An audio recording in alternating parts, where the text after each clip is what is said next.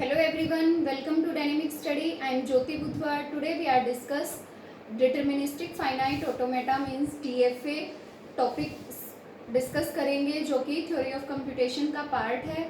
इससे पहले हम कई और टॉपिक्स भी डिस्कस कर चुके हैं थ्योरी ऑफ कंप्यूटेशन के रिगार्डिंग। अगर आपने वो वीडियोस नहीं देखी हैं तो आप उन्हें भी देख सकते हैं। तो हमारा DFA होता क्या है? DFA के अंदर हमारे पास 3 वर्ड्स हैं, डिटर्मिनिस्टिक फाइनाइट ऑटोमेटा। ऑटोमेटा हम पहले डिस्कस कर चुके हैं। ऑटोमेटा क्या था? ऑटोमेटा इज ए मशीन और mathematical model that is process string in symbol bye symbol और लेफ्ट टू राइट। तो हमारा जो ऑटोमेटा था वो क्या था? वो एक मैथमेटिकल मॉडल था जिसको हम कोई भी स्ट्रिंग एज ए इनपुट देते हैं और वो उसको प्रोसेस करके हमें आउटपुट में भी एज ए स्ट्रिंग दे देता है। ठीक है, फिर आता है फाइनाइट। फाइनाइट का मतलब क्या है? यहाँ पे फाइनाइट का मतलब है कि जो भी हम ऑटोमेटा मशीन बनाएंगे उसमें हम जितनी भी नंबर ऑफ स्टेट्स लेंगे वो हमारी फाइनाइट स्टेट्स होंगी। उसके बाद डिटर्मिनिस्टिक। डिटर्मिनिस्टिक का मतलब क्या है कि हर स्टेट के पास एग्जैक्टली वन चॉइस होगी, मोर देन वन चॉइस नहीं होगी। जैसा कि अगर आपने स्टडी किया हो NFA, या हम अगली क्लासेस में NFA को भी डिस्कस करेंगे। NFA में हमारे पास मोर देन वन चॉइस भी होती है, नल चॉइस भी होती है, लेकिन DFA में सिर्फ एग्जैक्टली वन चॉइस ही होगी। ठीक है, तो हम DFA क्या है? हमारा DFA इज अ मशीन। ये हमारी एक मशीन है और जो DFA है वो सबसे लीस्ट पावरफुल मशीन है। उसके अंदर हम इन 5 कंपोनेंट्स को स्टडी करते हैं। ये 5 कंपोनेंट्स क्या है? Q mean set of finite state, कि जितनी भी हमारे ऑटोमेटा के अंदर स्टेट्स होंगी वो कितनी होंगी? फाइनाइट होंगी। क्यू नोट क्या है? Initial state. Initial state means initial और स्टार्टिंग स्टेट, उसको हम कैसे रिप्रेजेंट करते हैं? Like Q note is a initial state, उससे आगे हम एरो लगा देते हैं।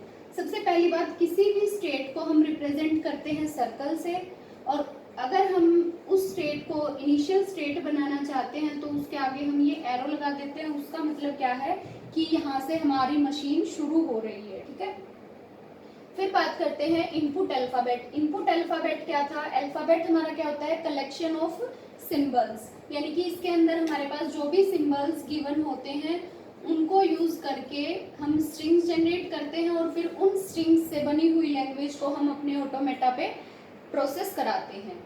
Next one is transition function. Delta को हम किससे रिप्रेजेंट करते हैं? Small delta is used for transition function. Transition function का मतलब क्या है कि एक स्टेट से दूसरी स्टेट पे मूव करने के लिए हमें किस चीज की जरूरत है? ट्रांजिशन की। तो हम इस ट्रांजिशन फंक्शन को एक स्टेट से दूसरी स्टेट पे मूव कराने में ट्रांजिशन फंक्शन हमारी हेल्प करता है। Next one is F. F क्या है? Set of final states.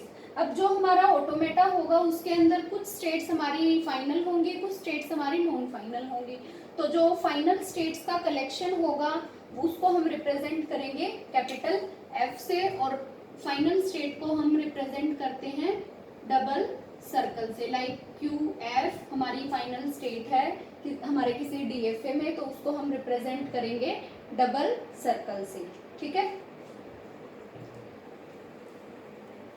और जो हमारी फाइनल स्टेट्स हैं वो हमारी मोर देन वन भी हो सकती हैं। तो जो कैपिटल F है is a subset of Q, कि इसका सबसेट होगा, यानी कि फाइनल स्टेट्स हमारी Q से कम या बराबर हो सकती हैं, उससे ज़्यादा नहीं होंगी।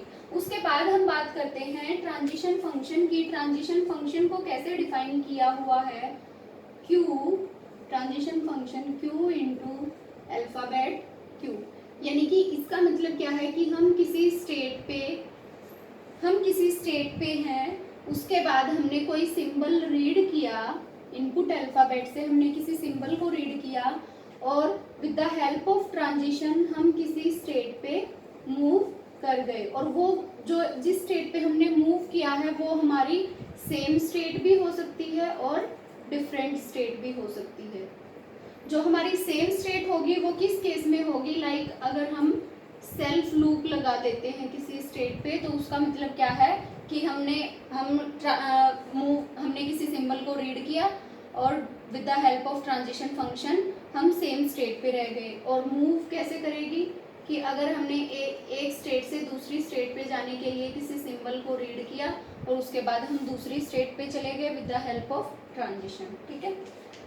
उसके बाद आता है टोटल। जो हमारा डीएफए है वो टोटल ऑर्डर को परफॉर्म करता है, टोटल ऑर्डर को मेंटेन रखता है। टोटल में क्या है कि हर एक स्टेट पे हर एक इनपुट अल्फाबेट के लिए ट्रांजिशन फंक्शन गिवन होगा या डिफाइन होगा।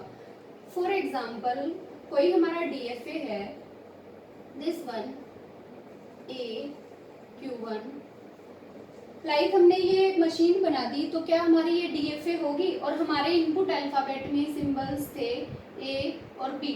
अब हमने ए के लिए तो ट्रांजिशन फंक्शन मेंशन कर दिया, लेकिन बी सिंबल के लिए हमने ट्रांजिशन फंक्शन मेंशन नहीं किया।